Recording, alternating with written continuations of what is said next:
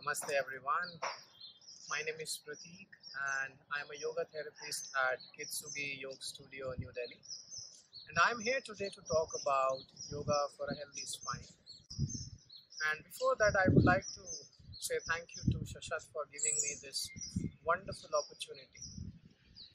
I have top 4 picks asanas for you. The first asana's name is Supta Padangushta Asana. For this particular asana, all you need is a chunni or a yoga belt or a normal belt. This is what you need to do this asana. You will just lie down on the spine, keeping the legs straight and together. Inhale, you will bring the right knee to the chest, lift your head up, try and fix the chunni, the belt onto the foot.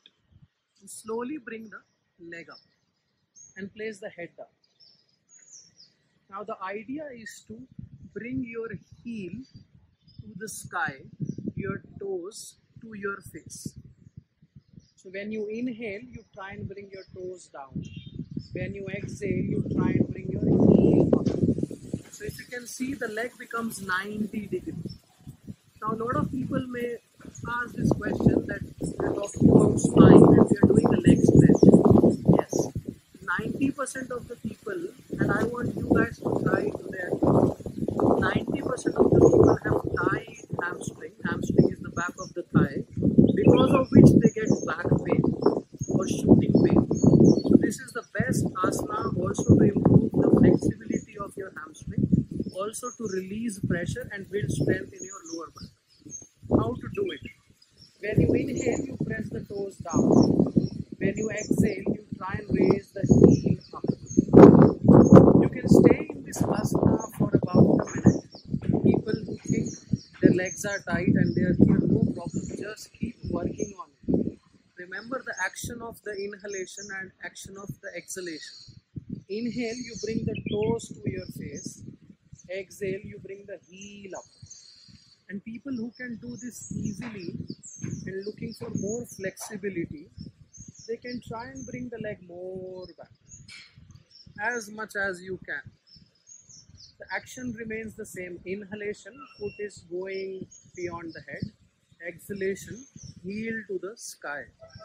How will you come back of this asana? Inhale, slowly leg up. Exhale, release the chunni and your leg will automatically come down. You will take a right turn and slowly come up. You have to repeat this asana 1 to 3 times each leg. I did it with the right leg. You have to do with the left leg, that's 1 round. You have to do a total of 2 to 3 rounds. The next pick and my favorite stretch for a healthy spine is Marichiyasana variations. For this, you just have to spread your legs straight. This is called Dandasana, keeping the legs active and erect. Bend your right leg from the knee.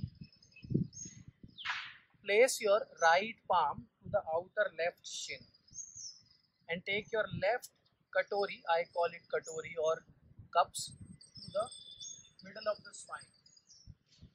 Try not to bring this right knee to the right tricep. Keep it away from the right arm. Inhale, you lift the chest up. Exhale, you try and twist. Remember the action. Inhale, chest up. Exhale, twist and turn. Inhale, chest up. Exhale, twist and turn.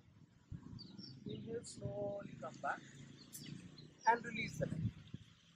You will repeat the same asana from the left leg. Again, the asanas will only benefit you if you make sure that your breath is in line with the action. If you will only pay attention to how you twist and turn, it is just half work done. The moment you put your right breath into the asana, everything changes. The next pick for you guys today is Bhujangasana, a very famous asana which everybody tells you to do.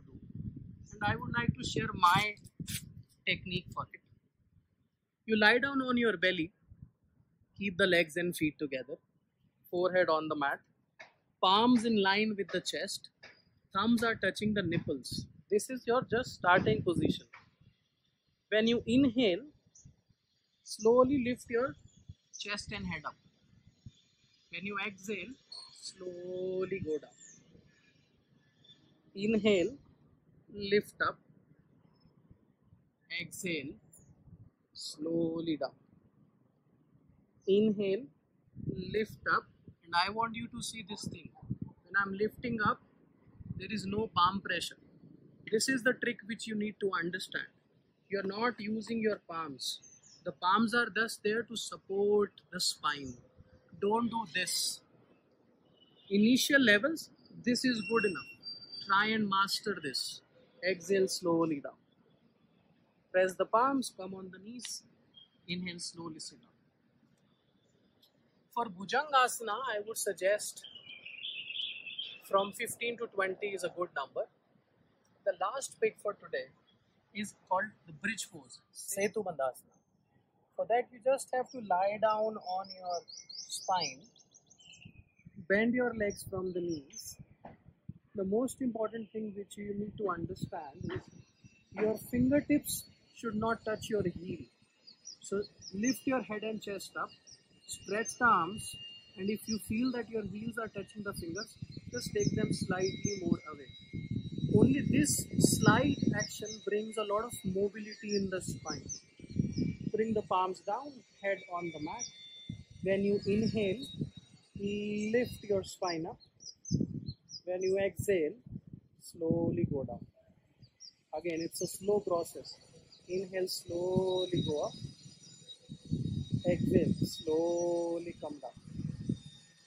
One more. Inhale, slowly up.